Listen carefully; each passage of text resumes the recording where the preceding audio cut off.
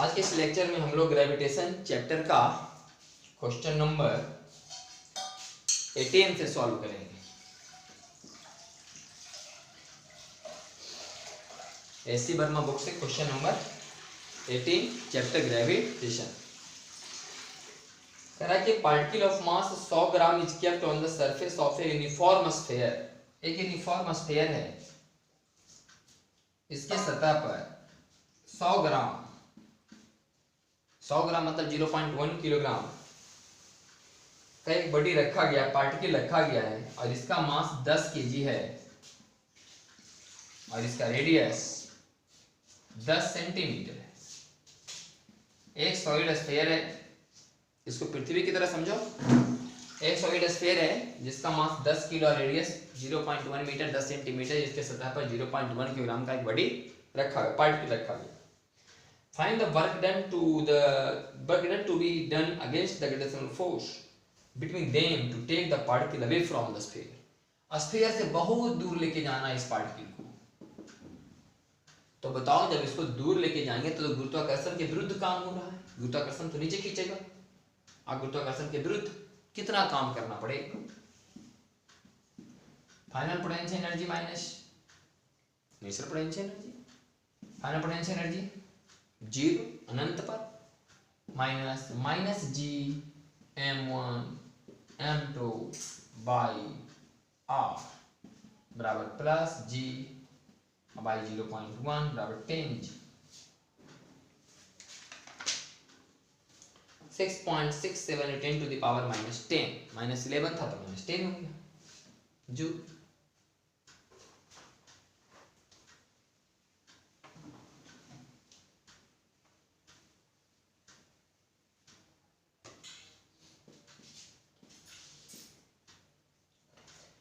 कह रहा था gravitational field in a region is given by, किसी जगह इलेक्ट्रिक फील्ड का वैल्यू दिया गया है 5I प्लस 12J। यूनिट तो पता ही है, न्यूटन पर केजी। इंटेंसिटी का मात्रक होता है न्यूटन पर केजी, इंटेंसिटी दिया गया है। Find the magnitude of the gravitational force acting on A particle of mass 2 kilogram placed at origin origin.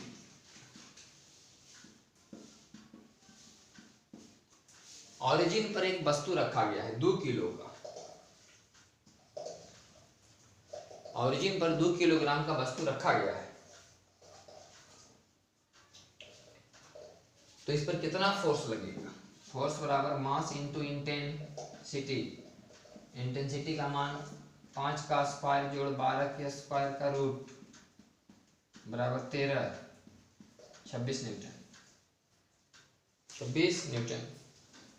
आगे बी में find the potential at the point 12,0 and 0,5 if the potential at origin is taken to be 0। दूसरा सवाल है कि यदि potential origin पर 0 है तो पोटेंशियल 12,0 पर क्या होगा और पोटेंशियल 0,5 पर क्या होगा। देखिए, पोटेंशियल माइनस फाइनल पोटेंशियल बराबर होता था ए डॉट, या ऐसे लिखो x d x plus a by d y. Formula initial potential मान लो ऑरिजिन को मतलब 0 माइनस फाइनल पोटेंशियल मान लो 12,0 को बराबर 5 dx प्लस 12 dy का इंटीग्रेशन। इनिशियल 0 0 फाइनल 12 0, तो पोटेंशियल 12,0 पर बराबर -5 और ये 12 और -12 और ये 0 बराबर -60 जूल पर केजी। माइनस इधर भेज दिए। अब निकालो 0,5 पर, यहाँ पर 0,5 पुट करेंगे फाइनल के जगह, तो लिखेंगे कि पोटेंशियल 0,0 पर 0 और माइनस पोटेंशियल 0,5 पर बराबर 5dx प्लस 12dy का इंटीग्रेशन 0,0 से 0,5 तक। तो पोटेंशियल 0,5 पर माइनस इधर चलाएगा तो ये तो ऐसे से 0 है, और वो आएगा 12 और डी बाई का इंटीग्रेशन बाई 5 माइनस 0 5 प्लस 60 इधर जगह तो फिर से माइनस 60 जूल पर केजी। दोनों आंसर आएगा माइनस 60 जूल पर केजी। तीसरा सवाल है कि find the change in gravitational potential energy if a particle 2 kg is taken from origin to the point 12,5। तीसरा सवाल है कि find the change in gravitational potential energy, change in gravitational potential energy a particle is mass 2 kilogram is taken from origin to the point 12,5। Origin से 12,5 जा रहे हैं, एक 2 kilogram की बॉडी को लेकर के ऑरिजिन से 12,5 पर जा रहे हैं। तो change in gravitational potential energy, change का मतलब फाइनल माइनस इनिशियल। पहले 12,5 पर एनर्जी निकाल लेंगे, उसमें 0,0 पर एनर्जी का मान घटा लेंगे, क्योंकि 2 किलोग्राम के बॉडी को 0,0 से ले जा रहे हैं 12,5 पर, तो फाइनल तो हुआ 12,5, इनिशियल हुआ 0,0। चेंज का मतलब फाइनल माइनस इनिशियल। ये कैसे निकलेगा? इसको लिखेंगे mass into potential minus mass into potential.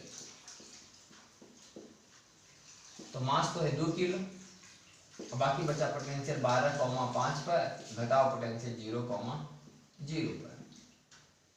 अब 12,5 पर 0,0 पर कितना होगा पोटेंशियल देख लो, यहाँ पर पुट करो 12,5, यहाँ पर 0,0, तो लिखाएगा 5dx प्लस 12dy का इंटीग्रेशन 12,5 से 0,0 तक। इनिशियल से फाइनल, इनिशियल इसको मान लिया, फाइनल इसको मान लिया, तो x dx plus y dy, तो 2i हो जाएगा 0 माइनस 12 माने माइनस 60, और 12 0 माइनस 5 फिर माइनस 60 माइनस 60 माइनस 120 मैंने minus 240 joule, minus 240। D find the change in potential energy if the particle is taken from 12,0 से 0,5।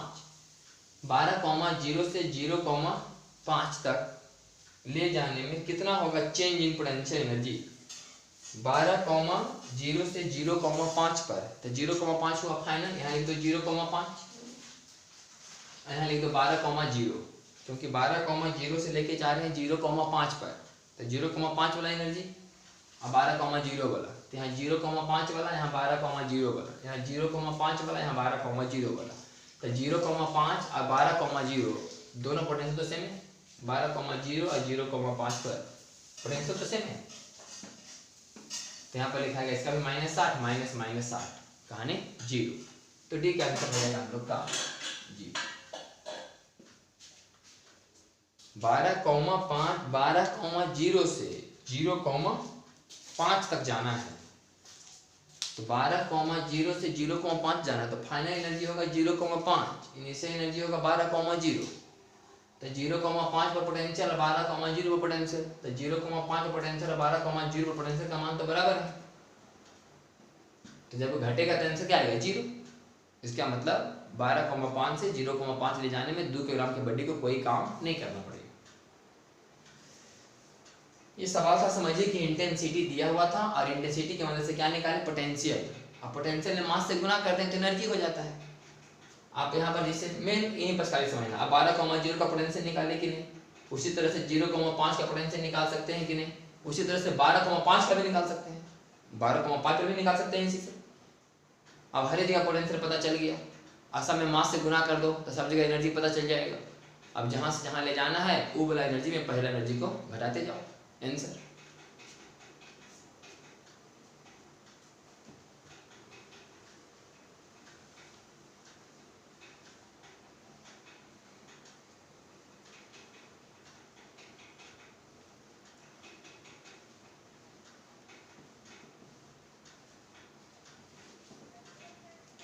अभी वाले सवाल में इंटेंसिटी दिया हुआ था, हम लोग पोटेंशियल निकाल रहे थे।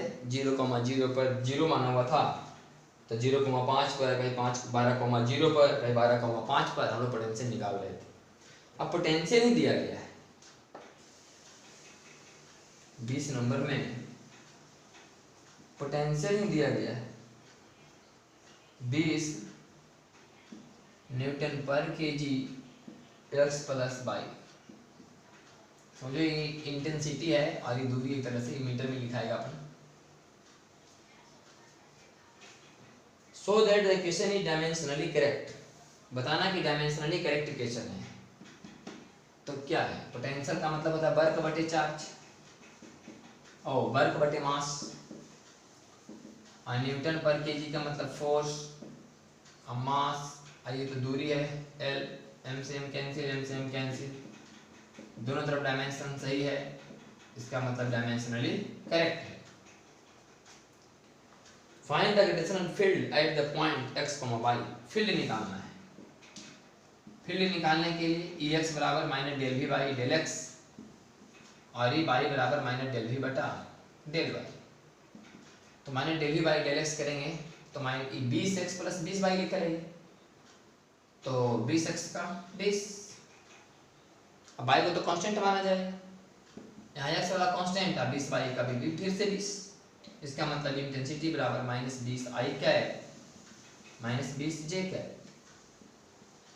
तो नेट इंटेंसिटी बराबर 20 का स्क्वायर और 20 के स्क्वायर का रूट बराबर 20√2 न्यूटन पर केजी। 10√2 माइनस 20 आई प्लस माइनस 20, ये आंसर दिया गया है, वेक्टर के रूप में आंसर दिया गया है। सी में calculate the magnitude of the force, 500 ग्राम की वस्तु पर फोर्स कितना लगेगा। 500 ग्राम की वस्तु पर फोर्स बराबर मास इंटू इंटेंसिटी, तो 0.5 गुने इंटेंसिटी का मान 20√2 बराबर 10√2। क्वेश्चन नंबर 20 होगा। क्वेश्चन नंबर 21,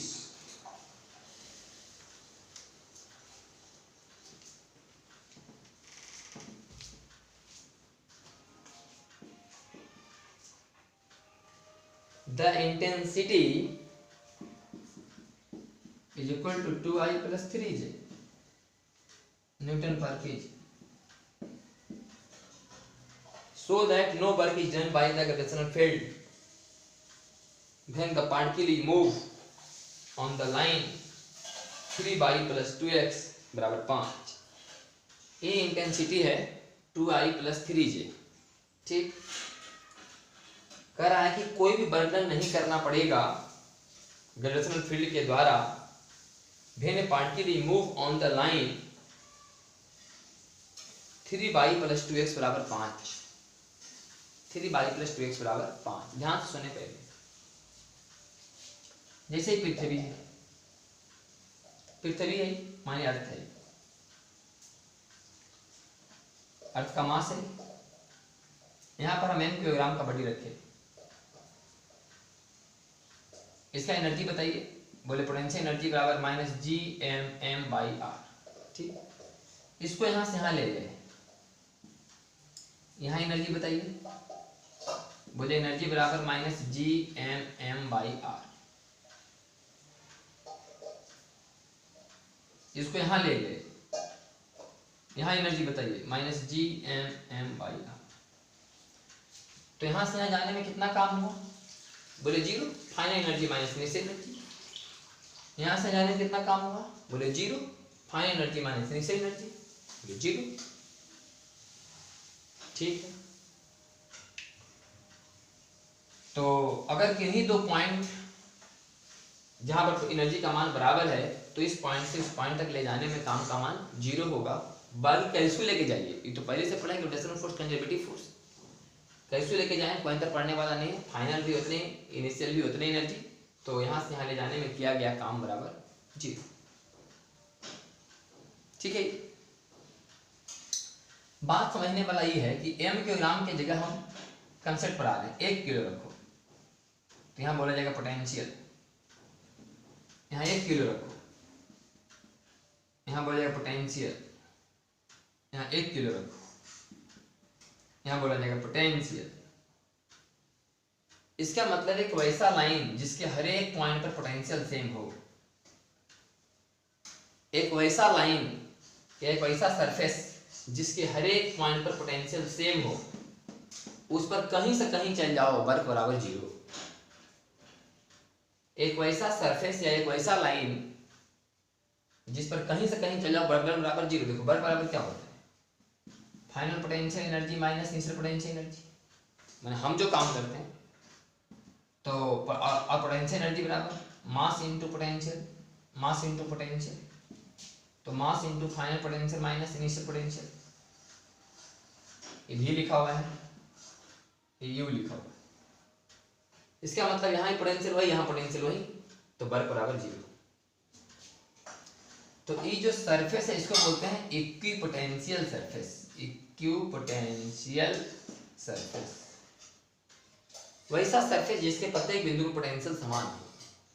और इक्विपोटेंशियल सरफेस जो होता है हमेशा इलेक्ट्रिक फील्ड वाला जो लाइन होते हैं, आपका ग्रेविटेशनल फील्ड लाइन यहाँ बोलिए, ग्रेविटेशनल फील्ड का जो डायरेक्शन होता है, ग्रेविटेशनल फील्ड का जो डायरेक्शन होता है उससे हमेशा परपेंडिकुलर होते हैं। यहाँ का सरफेस इसके परपेंडिकुलर है, यहाँ का सरफेस इसके परपेंडिकुलर है, यहाँ का सरफेस इसके परपेंडिकुलर है। मैंने इक्विपोटेंशियल सरफेस हमेशा फील्ड लाइन से, जिधर फील्ड होता है, फील्ड अंदर की तरफ होगा ऐसे, ये जो फील्ड होंगे अंदर की तरफ, क्योंकि अगर ये पृथ्वी माना हुआ है तो पृथ्वी वाली वस्तु कहाँ खींचती है, अंदर की। ये जो फील्ड है और वो सरफेस जहां पर पोटेंशियल का मान समान है, एक दूसरे पर परपेंडिकुलर होते हैं। फील्ड और पोटेंशियल वाला लाइन या पोटेंशियल वाला सरफेस हमेशा परपेंडिकुलर होते हैं। इस पॉइंट पर विस्तार से चर्चा होगा इलेक्ट्रोस्टैटिक्स में।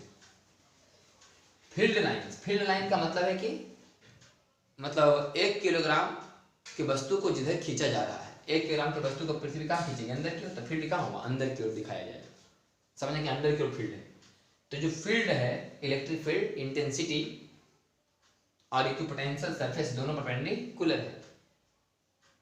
और इक्विपोटेंशियल सरफेस वैसा सरफेस होता है जिसके पॉइंट पर कहीं चल जाइए तो वर्क का मान 0 होता है, क्योंकि हर एक पोटेंशियल का मान समान होता है। और पोटेंशियल अगर बराबर है तो वर्क का मान 0 होगा। तो अगर हम ये बात प्रूफ कर दें कि 3y + 2x = 5, ये तो इंटेंसिटी है, वो 3y + 2x = 5, इसका मतलब 3y = -2x + 5, इसलिए y = -2y 3x + 5y 3। तो आप देख रहे हैं कि जो लाइन का स्लोप है और इसका जो स्लोप है 2y + 3j,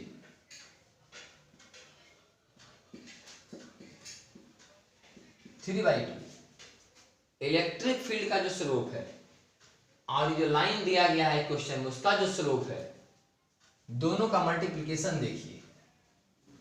-2/3 × 3/2 बराबर कितना आ गया, -1। और आपको अगर कोऑर्डिनेट का थोड़ा बहुत जानकारी है तो बात पता होगा कि दो रेखाएं आपस में परपेंडिकुलर तब होती है जब उसका स्लोप का मल्टीप्लिकेशन कितना हो, -1। तो इलेक्ट्रिक फील्ड वाला जो लाइन है उसका स्लोप 3/2, और जो लाइन दिया गया उसका स्लोप -2/3, दोनों गुना करेंगे तो आएगा -1। इसका मतलब ये दोनों लाइन आपस में परपेंडिकुलर है। और इलेक्ट्रिक फील्ड के जो लाइन परपेंडिकुलर होता है वो कौन लाइन होता है, इक्विपोटेंशियल लाइन या इक्विपोटेंशियल सरफेस। अब इक्विपोटेंशियल सरफेस तो प्रूफ हो गया कि 3y + 2x = 5 एक इक्विपोटेंशियल सरफेस है, इक्विपोटेंशियल लाइन है। माने वैसा लाइन है जिसके हर एक पॉइंट पर पोटेंशियल समान होगा। अगर पोटेंशियल समान है, तो वर्क का मान कितना होगा, 0। तो प्रूफ होगा कि 0 होगा, क्योंकि इस लाइन का स्लोप और इंटेंसिटी वाला लाइन का स्लोप का मल्टीप्लिकेशन कितना है, -1। तो क्वेश्चन नंबर आपका 21। अब आते हैं 22।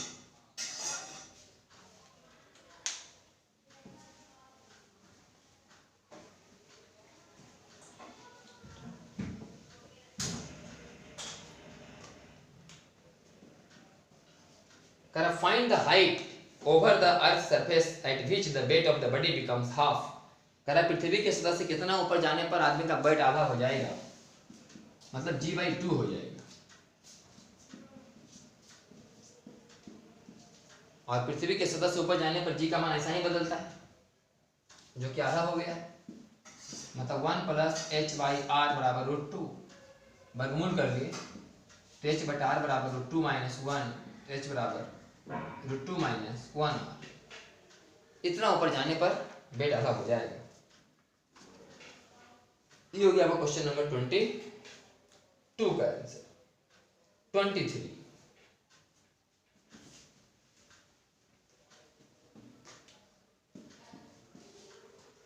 What is the acceleration due to gravity on the top of Mount Everest.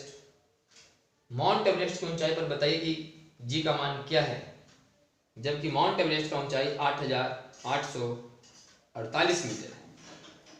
और the value at sea level, sea level का मतलब पृथ्वी के सतह पर, जी का मान 9.8 है।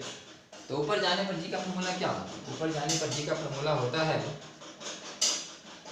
जी इंटू 1 माइनस 2h बटा आर, जब h का मान छोटा हो। तो h का मान छोटा ही है, 8 किलोमीटर के आसपास है, 9 किलोमीटर, और पृथ्वी की त्रिज्या 6400 किलोमीटर। तो ऐसे बना सकते हैं। ऐसे फॉर्मूला होता है g बटा 1 प्लस एच बाई आर का होल स्क्वायर, मेन फॉर्मूला। लेकिन तब लगाते हैं जब h का मान अच्छा खासा हो, अभी छोटा ही कहा जाएगा। तो इस तरह से g का मान 9.8 इंटू 1 माइनस 2, एच का मान 8,848 बटा 6400 किलोमीटर। ये आपका आंसर हो। ये क्वेश्चन नंबर 23। 24 में लिखा हुआ है कि पृथ्वी के सतह से अंदर जाने पर जी का मान क्या होगा। तो अंदर जाने पर जी का मान होगा जी इंटू 1 माइनस एच बटा आर, और ये मान दिया गया है 9.8 इंटू 1 माइनस एच का मान 640 मीटर नीचे जाना है, अब बटा 6400 किलोमीटर। ये हो गया पृथ्वी की सतह से अंदर जाने पर जी का मान में क्या अंतर पड़ेगा। एक 25 कि body is weight by spring balance 1 kilogram at the North Pole. पृथ्वी के नॉर्थ पोल पर किसी बडी का वजन 1 किलो है। How much it will it weigh at the equator. पृथ्वी के रोटेशन के चलते उसके वेट में, उसका वेट कितना, how much will it weigh at the equator, equator पर उसका वेट कितना होगा। तो पोल पर वेट होता है mg, पोल पर जो वेट होगा, वेट एट पोल बराबर mg, और वेट एट इक्वेटर बराबर m into G minus omega square r. यहां से मान निकाल दें, किसका 1 किलो है तो इसका मान कितना है, इसकी कितना हो जाएगी, m g minus m omega square r ना। पृथ्वी के पोल पर कितना है, 1 किलो उसका वजन। तो 1 किलो जिसका वजन है, तो इक्वेटर पर तो 1 किलो नहीं होगा, क्योंकि वहां तो जी का मान कम है।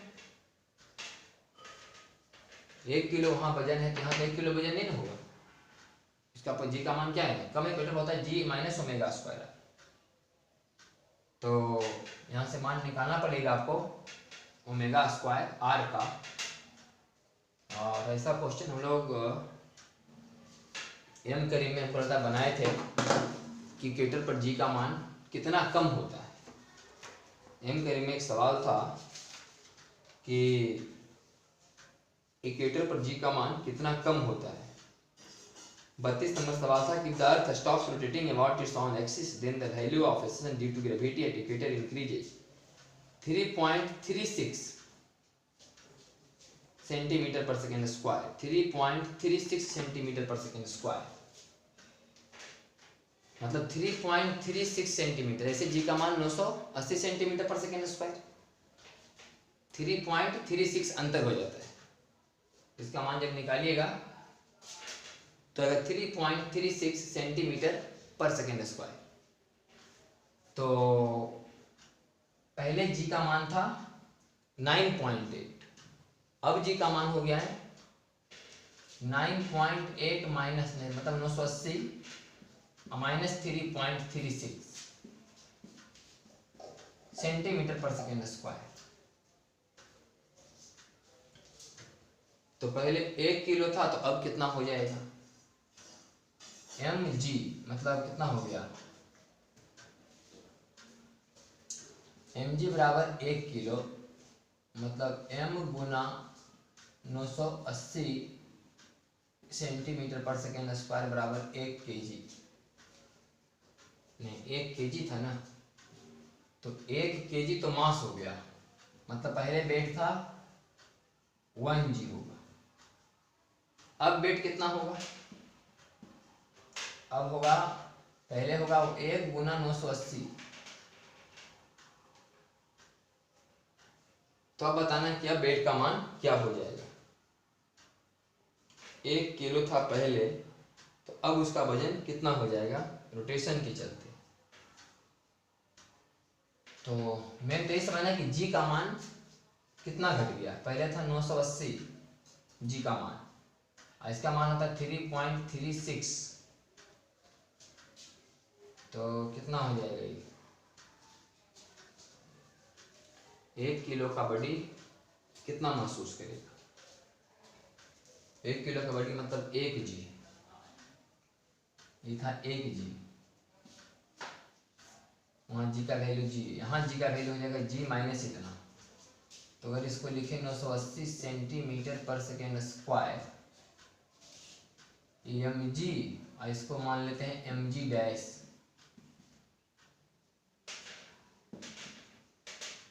तो पोल पर वेट हो गया एम जी, इक्वेटर पर वेट हो गया एम जी का मतलब 1 इंटू जी, और यहाँ वेट हो गया 1 इंटू जी का मान अगर यहाँ ले लो 980, तो यहाँ 980 माइनस 3.36,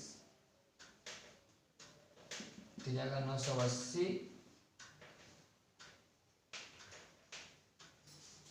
बटा